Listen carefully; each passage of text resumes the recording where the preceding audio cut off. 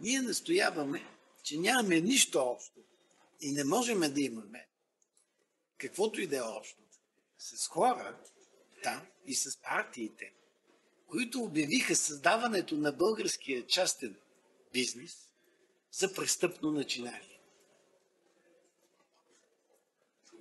За порочна реституцията, която роди десетки хиляди фирми, за престъпна приватизацията, която създаде стотици хиляди фирми, за разрушаване на земеделието, което върна земята и създаде българското фермерство. С тия хора какво общо може да имаме?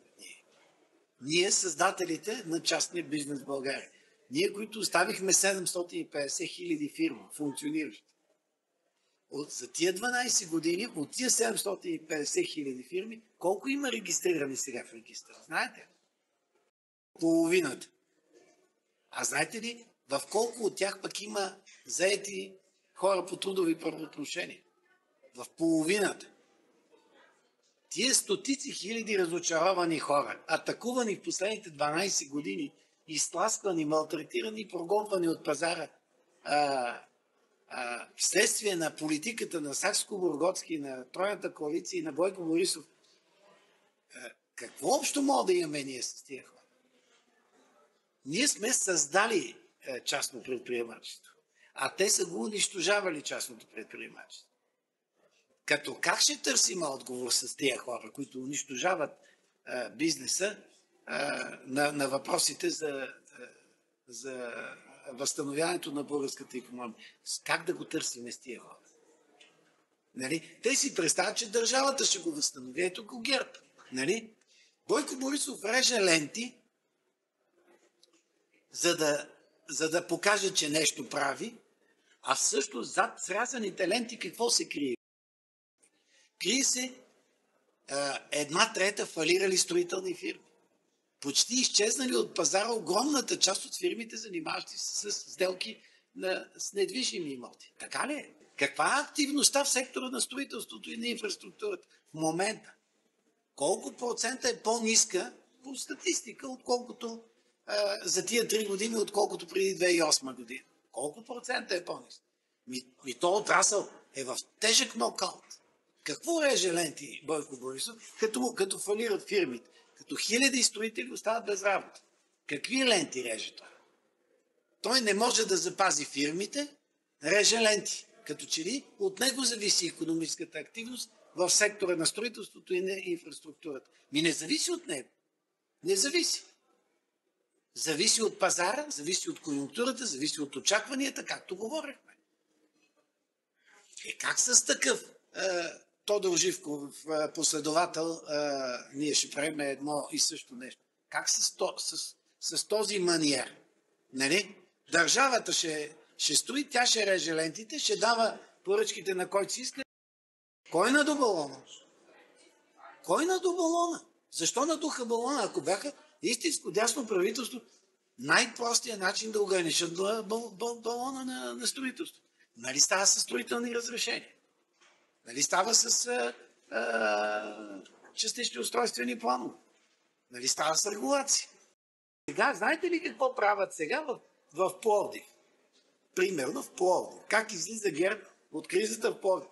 Дига данъците върху недвижимата собственост. Може ли това да е решение? И таксите за разрешителност за строителство. Това ли е изхода от кризата? Така ли се насърчава строителната индустрия?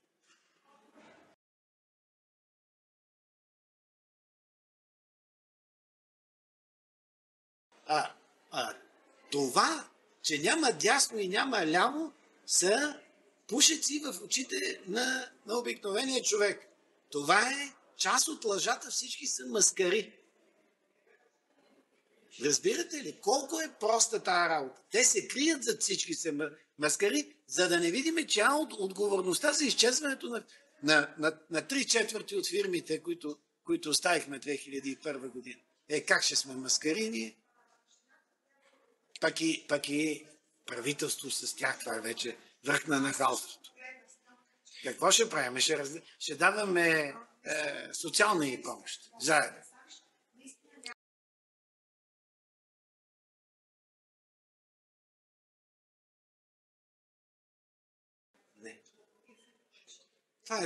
това е друг нюанс на лозунга всички са маскари. Всички са част от статуквото. Дайте да изберем някой, който да знае откъде се палят лампите в Народното събрание. Дайте да изберем млади лица, които като дойдат тук няма да се престрашат 4 години да вземат думата. А като я вземат, ще се изложат поголовно. Защото нито знаят речника, с който се борави, нито знаят съдържанието, историите, досиетата на темите и така нататък. Дайте да сменим отново. При Симеон Селскогорготски кой дойде? Гражданите, нали? Движение. При Тройната коалиция пак движение. Сега Бойко и той движение. Колко пъти това нещо трябва да го прави български избирател, докато разбере, че трябва все пак да вникне кой какво говори. И да може да прозре тия маски на действителността, зад които се крият. Всички са мъжкари. Това е най-деструктивното нещо, което става в България. И най-тъжното е, че самите икономически специализирани вестници и медии не защитават тази истина. Не защитават истината за това, че едно е да създаваш икономика и конкуренция, и конкурентоспособност, и оттам развитие, и оттам работни места, и оттам повишаване на доходите, съвсем друго е да ги унищожаваш. Ето го ляво, дясно. Това са посоките. Толкова са елементарни за разбиране, но дълбоко прикрити от лицето, от очите на самите писещи брати. Аз най-много се дразна, когато прочета някой икономически грамотен журналист да нарича институцията порочна. А къде е направена непорочна реституция? Къде е направена непорочна? В цяла Източна Европа е направена. Някой в момента да я нарича порочна. Знаете ли защо е порочна реституцията? Защо се използва този термин? На левите. Защото в лявата философия контрреволюцията на комунистическата революция е най-големия порок. Най-лошото нещо. А всъщност връщането на заграбените от комунисти имоти е точно контрреволюционно действие на техното. Затова е порочно. Ама всъщност е справедливо, защото то е на някакви хора и се възстановява като собственост. Какво му е порочното? Като погледнеш пък от гледна точка на собствеността, на която не трябва да се гледа. Нали? Защото ние с посткомунистическото си съзнание така гледаме на нещата. Щом държавата го е взела веднъж и трябва да връща, е порочно. Защото е контрреволюционно. Защото е... Нали?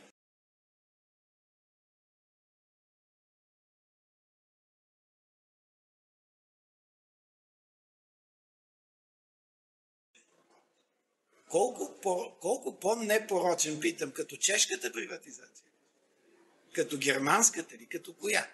Дайте ми някой пример, за да сравня. Защото в чешката приватизация всичко се приватизира през масовата приватизация и директно отиде в тези ръце. Директно отиде за тези, за които ме питате в момента. А в Германия Тройхан плати през бюджета на германската държава 180 милиарда, за да се освободи от собствеността. Това е порочна приватизация. Или е непорочна? Коя е порочната и коя е непорочната? Вижте колко са, ако се откъснем от клишетата, с които тук са затрупали всичко и погледнем малко отстрани върху процесите в Източна Европа, колко митове е сътворила българската комунистическа партия тук и техните поделения и държавна сигурност. Колко мита е сътворила, за да покрие една истина. Истината е, че се създаде частно предприемачество в България.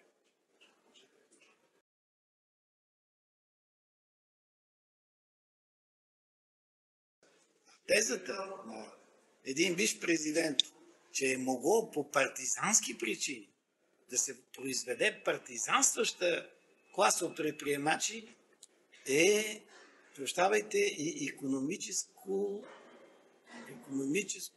икономически нонсенс. Хайде да не използвам на български.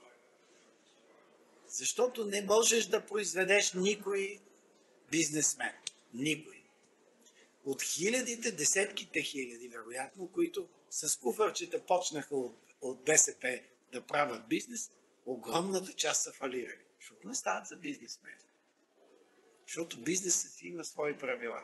И това, че на някой му пише на челото Седесар, не му обещава никакъв успех в бизнес. Седесар привърженик на президента Еди Койс. Никакъв шанс няма, само заради този надпис да продължи напред. Да се справя с кризата, да удържа бизнеса, да запазва конкурентоспособност и така нататък. Виждате ли колко е нелепо това като приказка, ако изобщо знаеш какво е бизнес? Нали?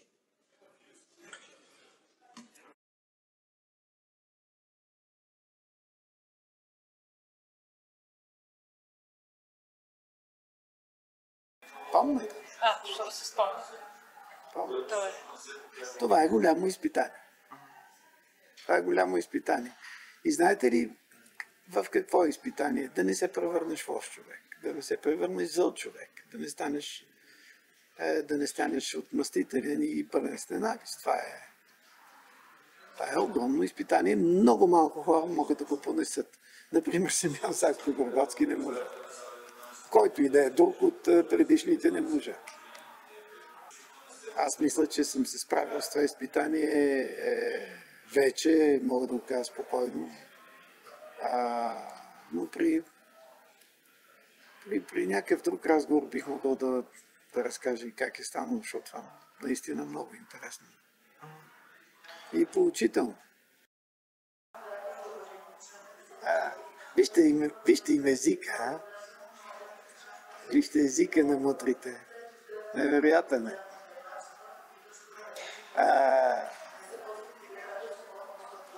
Такъв образен, пълен с метафори, с алегории, такива преувеличения.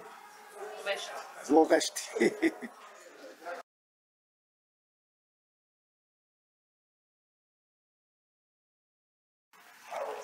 Вижте, моята вяра не е намерила никакъв отпечатък в платформата на модерната десница. В този смисъл платформата е светска. Даже тя е възрожденска, защото е поставила човека в центъра.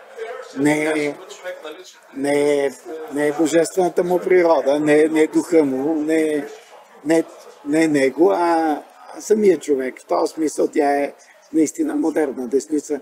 Моята вяра в момента, нека да оставим само за мен самия. Всеки човек тези неща решава за себе си. Аз съм намерил моето вътрешно равновесие и пожелавам го на всеки да го постигне по неговия начин, но то не засяга политическия ми живот вече. Особено след тази платформа, защото аз не я ценя много повече, отколкото всичко останало. И надявам се, като излезе от политиката, постепенно да си плата за греховете. За това, че съм бил модерен десен. Какво да се прави? Професия. Вижте, то е казано не убивай, но тази заповед не е валидна за бойците. Има едни такива специализации в обществото, които така или иначе някак си се встрани от вашите, от вашите заповеди. Но много хубаво, пак Калин вчера каза тази връзка. Вродена ни е представата за доброто. Знаем, че не трябва да се отвръща на злото с зло. Това не идва нито от възпитание, нито от... Това е в човек. По някакъв начин го има. Но нашата платформа не може да отговори на всички екзистенциални антропологични въпроси, нали така?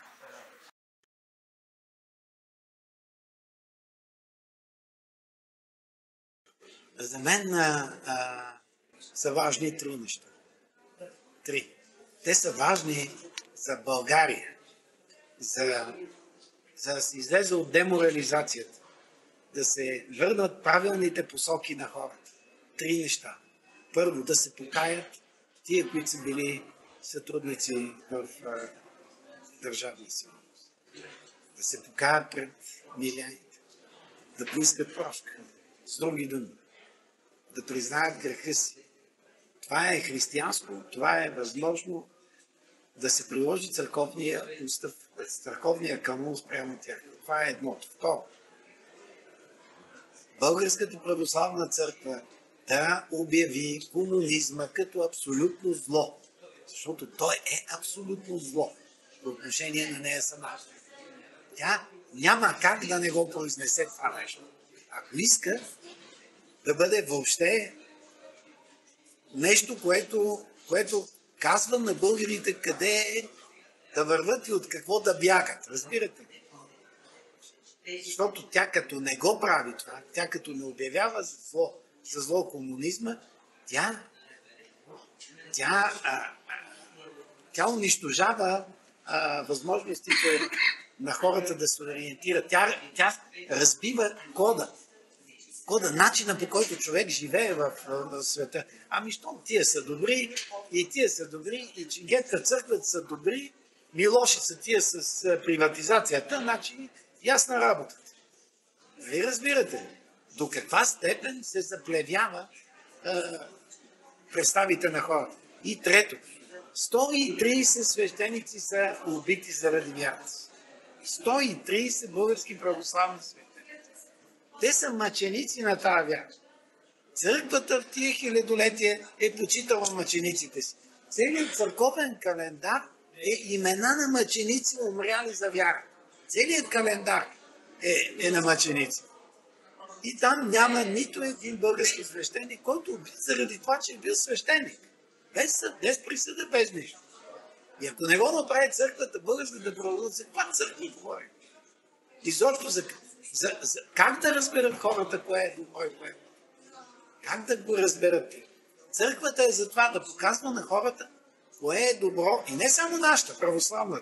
И мюфтийството е със същото задължение. И другите вероизповедания, но вижте, другите деноминации решиха този въпрос. Само мюфтийството, което е изцяло под контрола на Висшата държавна сигурност, и Българската православна църква не са го направили. Защо не са го направили? Защото не са убивали имами и свещеници. Убивали са. И едните и другите. Как да разберат хората? Как да питам аз? Как да се върне представата за морал? Като те не вършат най-насъщното.